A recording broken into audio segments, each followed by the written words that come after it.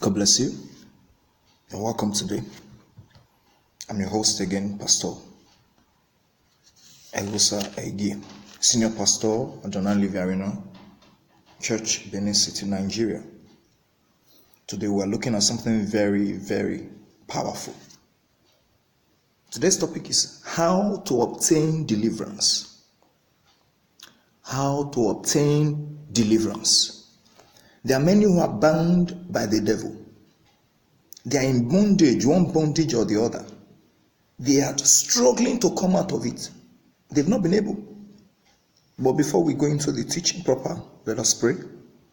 In Jesus' name. Almighty Father, we thank you. We bless your holy name. Thank you because you are faithful. Thank you for another beautiful day like this. Thank you for another beautiful week, another month. We appreciate you in the name of Jesus Christ. Father, supply your light and understanding through your word in the name of Jesus. And oh Lord, before the end of this message, let the sick be healed. Let those who are bound be delivered.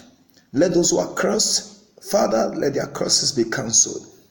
And Lord, let those who have problems at work, let that problem be resolved in the name of Jesus Christ. Thank you, Holy Father.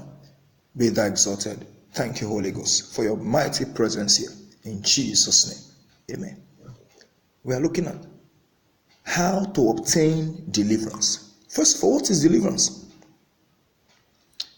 Deliverance is freedom. Another word for deliverance, freedom, liberty, being free from something negative.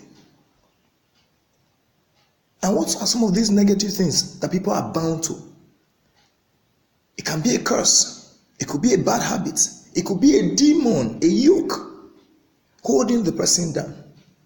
It could be a bad habit, an addiction.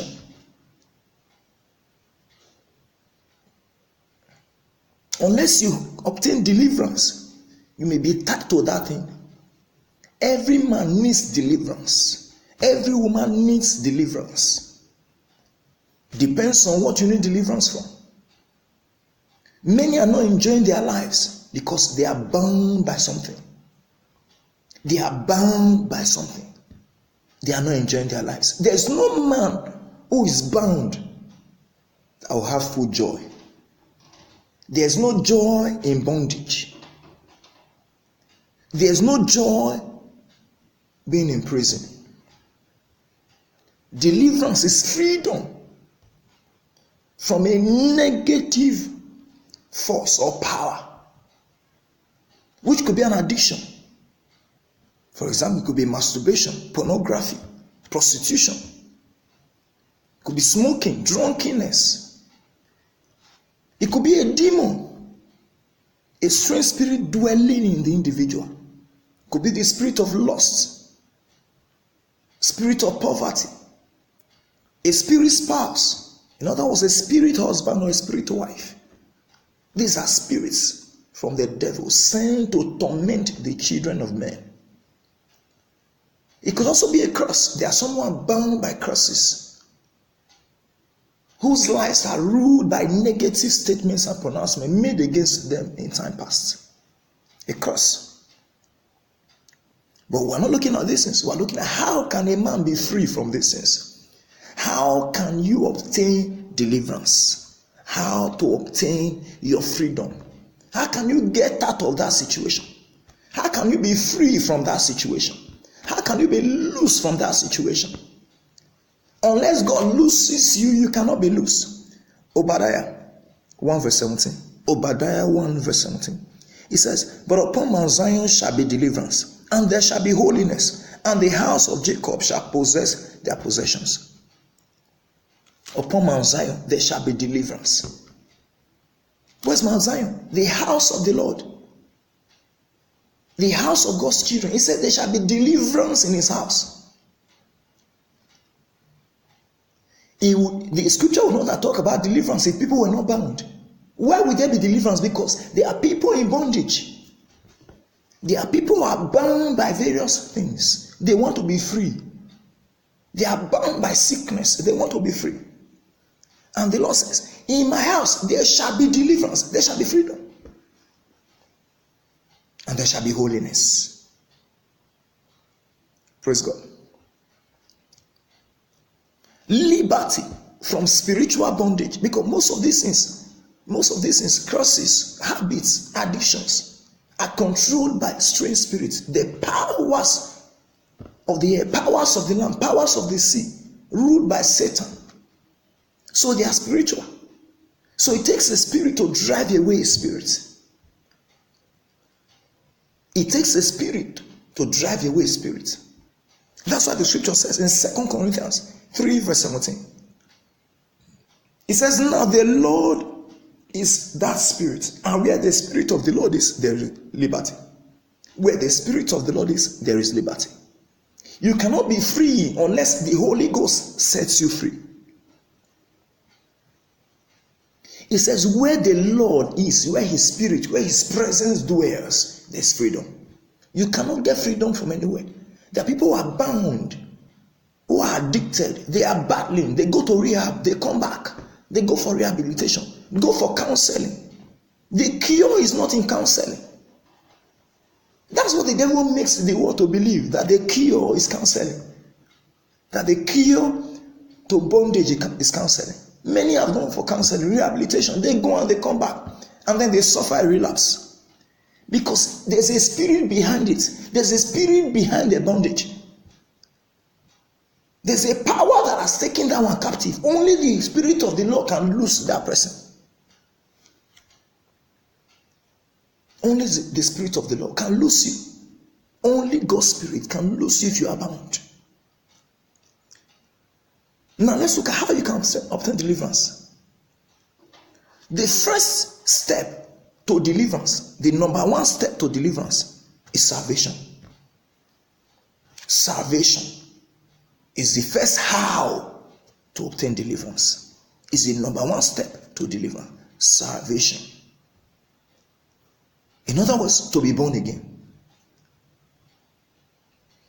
It is only Jesus that can save a man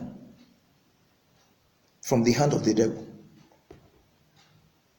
God cannot free you if you are not born again. If you are not born again, you are a child of the devil. The devil has power over you, has power to keep you in bondage because you belong to him. You are his rightful captive. Yes.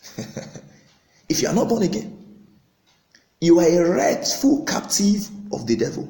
He can keep you in bondage for as long as he likes. There's nothing anyone can do about it. You can go for prayers here and there. You must first be born again. John 8, verse 32. Let's quickly check that scripture. John 8, verse 32.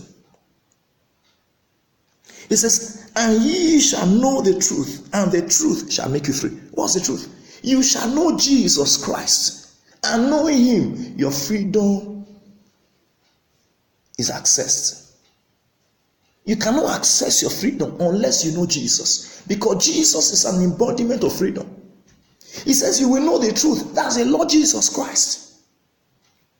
Remember, don't forget, in John 14 verse 6, he says, I am the way, the truth, and the life. I am the way, the truth, and the life. John 14 verse 6.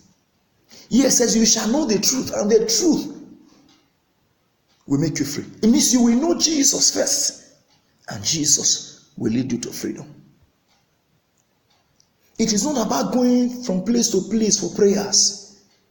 People praying for your deliverance. Today you are free to. No, you can't be free. You must first be saved. You must first be saved.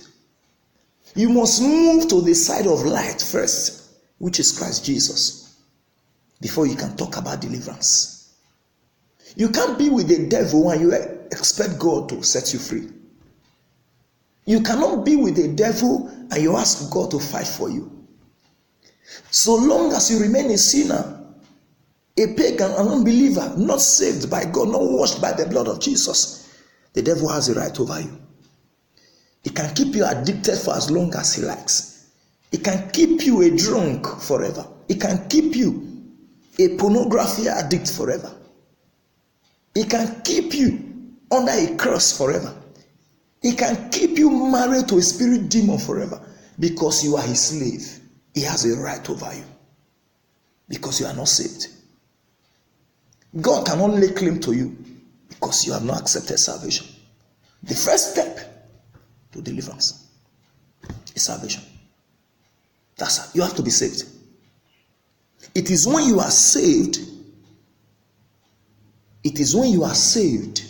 that you can talk about salvation, your deliverance. Look at this in John 8, verse 36. It makes it clearer now. Look at now. Listen, John 8, verse 36. It says, if the Son, that's Jesus, therefore shall make you free, ye shall be free indeed. You have to come to Jesus first and surrender your life to him for you to gain deliverance from whatever is holding you bound. Only the Son of Man can set you free. Only the name of Jesus can free you. But you have to accept him as your Lord and Savior. You have to accept him. If you don't accept him, there's nothing you can do about it. You must renounce the devil. You must renounce sin. You must part ways with the devil. You must part ways with him. If you don't leave the devil, Jesus cannot lose you. I give you a simple example. A simple example. Somebody wants to be free. He wants to be free. A prisoner wants to be free from a prison. What does he do? If he keeps his association with those who led him into captivity, no one will bother to free him. He has to change his association. He has to prove to those who want to bail him that he has disconnected from the people who brought him into captivity. There must be a commitment, a change of allegiance. A change of allegiance, a change of friendship.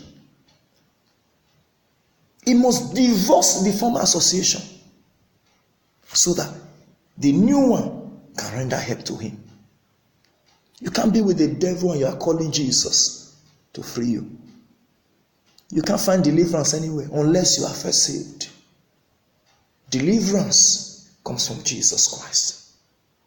Look at Matthew 6, verse 24. Hear what it says. It says, no man can serve two masters. It says, for no man can serve two masters. And then it goes further. It says, for either he will hate the one and love the other, or else he will hold to the one and despise the other. Ye cannot serve God and mammon. You can't be free while you are with the devil. You can't be free while with the devil. You must choose one. You must accept Jesus. And then Jesus will rescue you. That's the first step. That's the number one step to deliverance, to freedom from whatever is holding you down. I pray that you will lose yourself from the power of the devil and accept Jesus today so that you begin to enjoy a new life and a wonderful life in him in the name of Jesus Christ. Number two step to deliverance. Now that you are saved, number two step, fasting at a regular interval.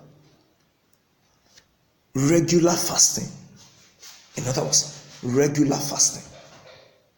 There are addictions that cannot be broken just by mere wish. There are demons that cannot be cast out by mere prayers. There are demons that don't respond to anything unless you fast. You must subject your body to fasting, because fasting is a supernatural weapon that activates your spirit man and activates the presence of the Holy Ghost in you and drives away every spirit that is not clean within you. Look at the instance in Mark. Let's go to Mark chapter 9. Mark chapter 9. Verse 25. Look at There was an incident. When that incident took place, Jesus' disciples were called to come and deliver a child of a strange spirit that was in him, a dumb and deaf spirit. Can you imagine? For you, even sickness has a spirit, a deaf and dumb spirit. So you see, he was deaf and dumb. Many thought it was natural. They thought it was natural, not knowing that it was a demon. You see, demons manifest in different kinds. They manifest as sickness. A demon can manifest as cancer. A demon can manifest as fibroid. A demon can manifest itself as migraine, regular migraine. A demon can manifest itself as ulcer. Then the devil will make you believe that it's natural ulcer, whereas it is a demon manifesting in the form of an ulcer. The devil is cunning. He can come in any form. He can appear in any form. He's a deceiver.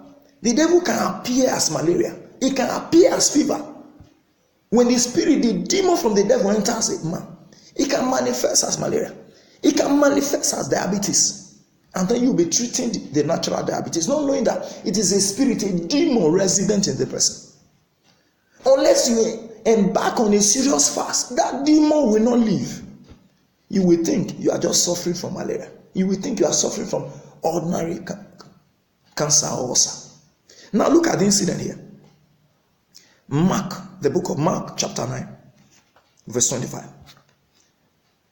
Book of Mark, chapter 9, verse 25. We're reading from verse 25 now. When Jesus saw that the people came running together, he rebuked the foul spirit, saying unto him, Thou dumb and deaf spirit, I charge thee, come out of him, and enter no more into him. Jesus commanded the deaf and dumb spirit, which the disciples, if you read the preceding verses, the disciples, they tried. They tried to cast out the demon, but they couldn't. Okay, let me quickly read for you. Let me read for you. Mark 9. Let's read from verse 17. Verse 17. And one of the multitude answered and said, Master, I have brought unto thee my son, which has a dumb spirit. And wheresoever he taketh him, look at, he said, the man even knew that it was a dumb spirit. It was a spirit. Wheresoever he taketh him, it teareth him, and he foameth, and gnasheth with his teeth, and pineth away. And I spake to thy disciples that they should cast him out, and they could not. Jesus' disciples tried. They couldn't remove the demon. They couldn't send the demon packing. It was a stubborn demon that manifested as deafness and dumbness. My prayer is that in any form the demon is manifesting in you, before the end of this message, it shall leave you in the name of Jesus Christ. Now look at, let's go back to verse 25. Okay, we read that. Verse 26. And the spirit cried and rent him sore, and came out of him, and he was as one dead, insomuch that many said he is dead.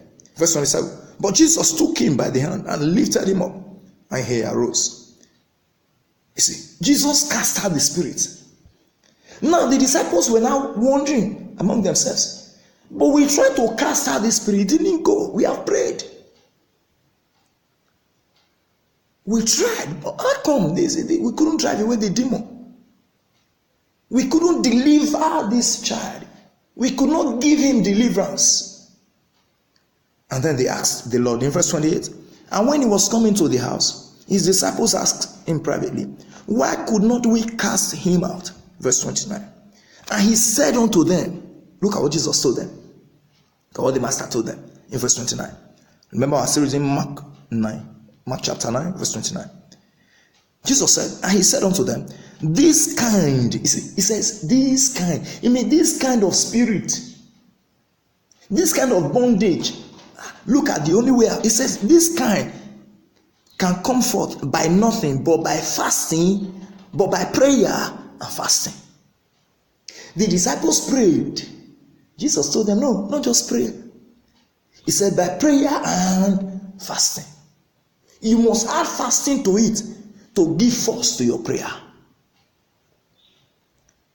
It's a deliverance. You have to fast. When some demons take possession of you, you can't send it out unless by fasting. Even when you go and meet a preacher, that's why when you go to meet some, they will do all they can. They cannot send out the spirit because you have to include fasting. These are stubborn demons. Stubborn demons. You have to fast to give force to your prayer.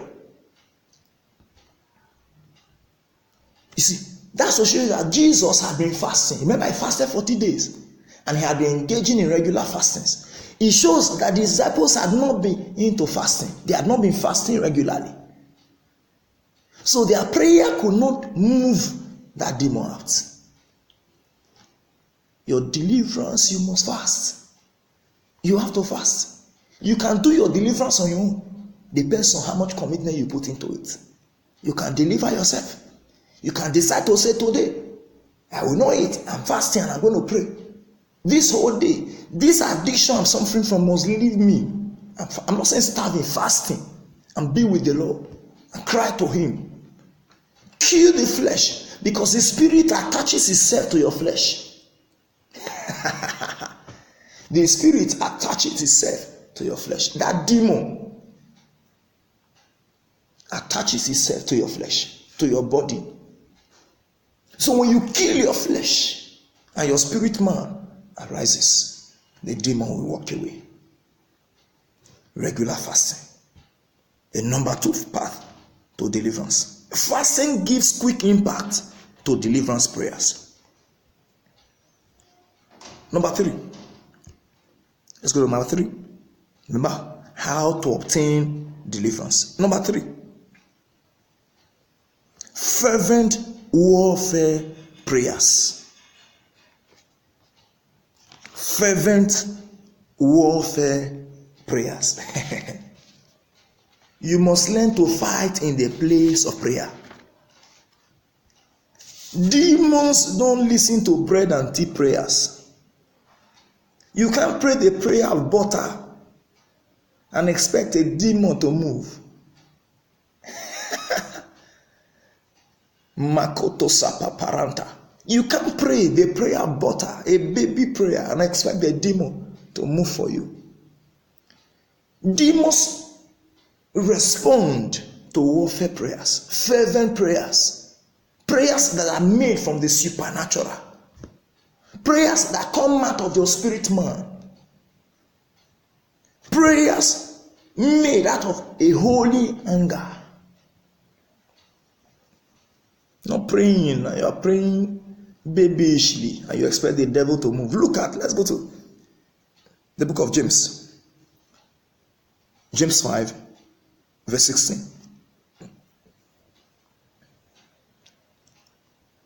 James 5, verse 16. You must pray warfare prayers. You can't get deliverance if you are babying the devil. Some of you are babying the addiction you are suffering from. You are babying it. Oh Lord, please. You are crying. Oh Lord, this spirit in me, let it go.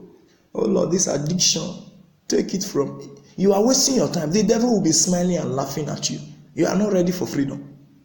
Until you stamp your feet on the floor, on the ground, and speak to the devil and send it packing, it will not go away. Until you speak to the addiction violently, it won't leave.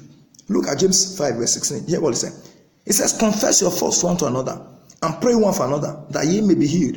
It says, the effectual, fervent prayer of a righteous man availeth much. A mountain moving prayer. It says effectual. It means it must be effective.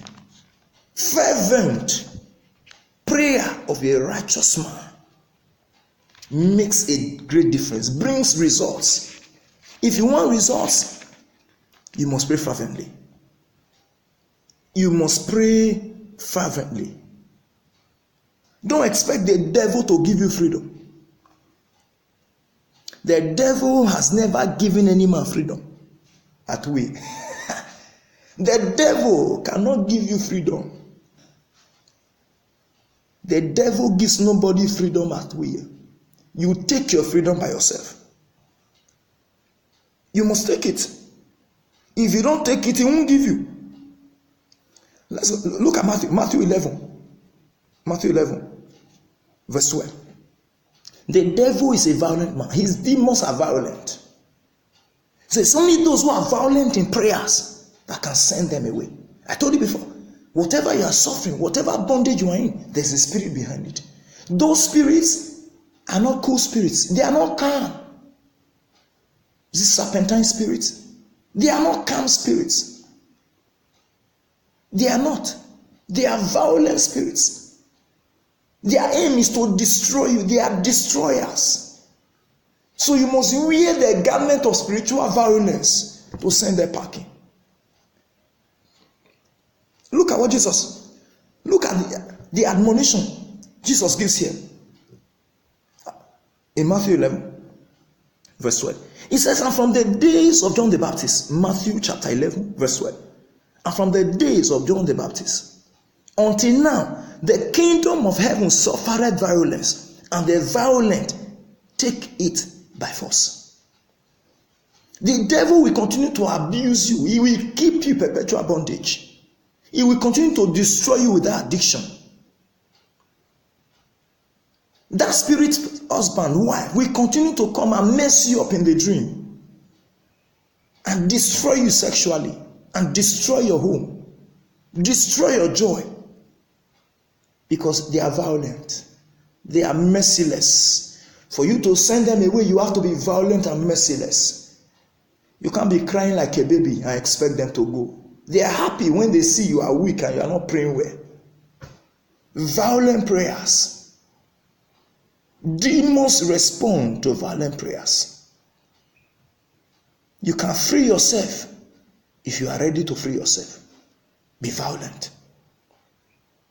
Be violent. Pray at night. Wake up in the middle of the night. Wrestle with the devil.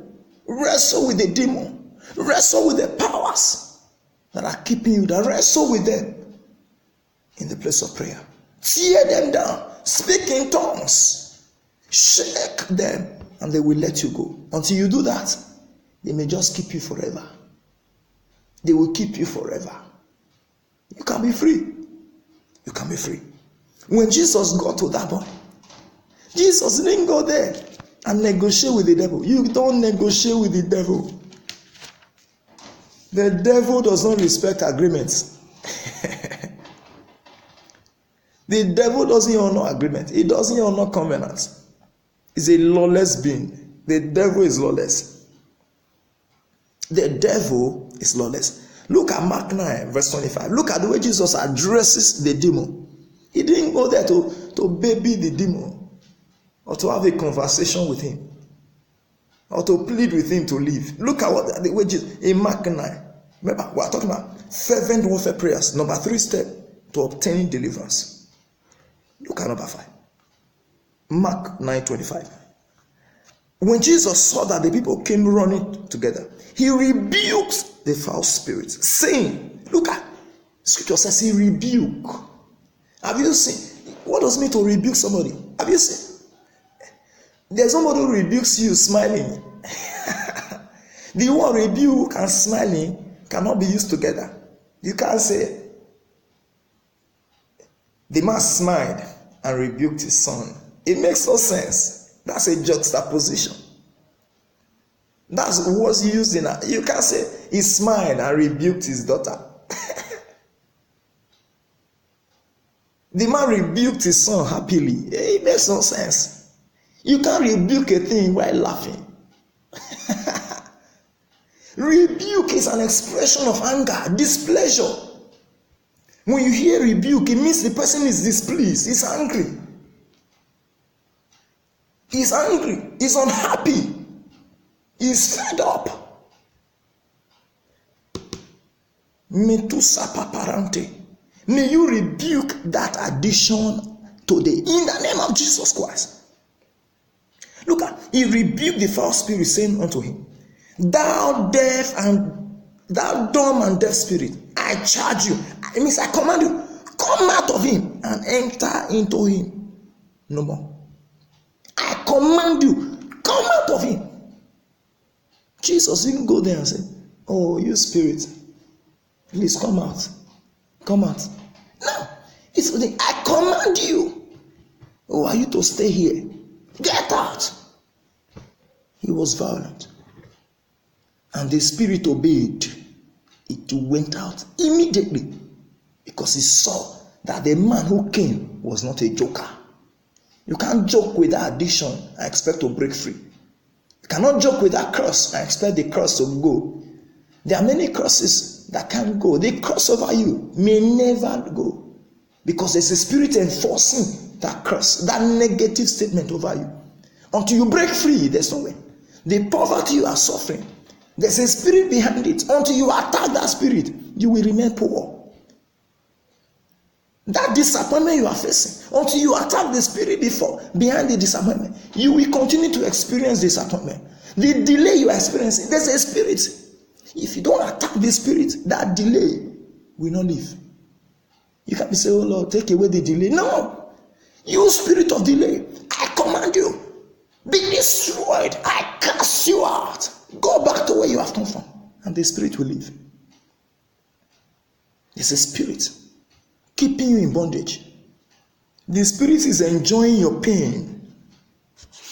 The spirit is enjoying your pain. And I pray for you, as you have heard today, you will embark on this first lesson on how to obtain deliverance. As you begin with these first 3 steps that we have looked at today, may you obtain your deliverance quickly in the name of Jesus Christ.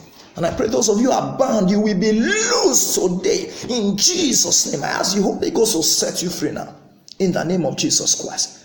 And may the Lord give you strength and power to attack whatever has stolen your joy and your freedom in Jesus' mighty name. Thank you very much for listening. It's been a wonderful time. If you are not born again, quickly, we just talked about salvation as a first step. You see, you have to be born again for you to be free. You have to be born again. That's where your deliverance starts from. That's the first step to your deliverance. You have looked at 3. The first is salvation. You must be born again. If you know you are not saved, you have not accepted Jesus as your Lord and Savior, just say this short prayer after me. This confessional prayer. Say it after me. Say, Father in heaven, I'm a sinner and I acknowledge it. I've come to your throne of grace today to obtain mercy in this hour of need. Oh dear Lord Jesus, thank you for coming to die for me, for shedding your blood for the remission of my sins. Dear Lord Jesus, I accept you today as my Lord and Savior, and I deny every devil, and I denounce the devil. I denounce the gods of my fathers and my mothers. I denounce every god that I had been following before today. And today I declare that you alone are my God. You are my King. I will serve you and I will follow you. Thank you, Lord Jesus. Thank you, Father. Thank you, Holy Spirit. I am born again in Jesus' name. Amen and amen. Praise God. You are not born again. Be a part of a church. You need to belong to a church. Belong to a church to keep your freedom alive, to keep your deliverance alive. I'll be with you again. My name is Pastor Ehosa Eige, Senior Pastor at Donald Living Arena Church, Benin City, Nigeria. Until we see again, you are highly lifted in Jesus' name. Amen.